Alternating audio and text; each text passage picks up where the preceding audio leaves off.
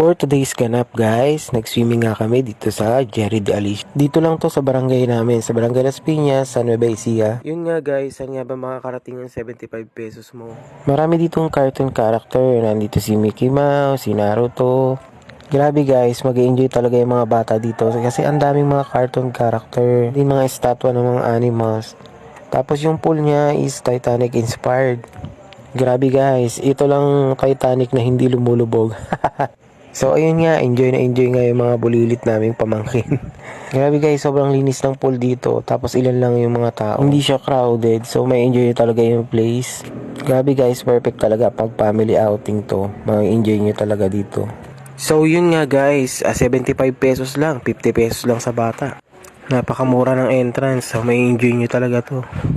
May mga private room din dito guys. So yun nga guys, sobrang na-enjoy ng mga bata dito.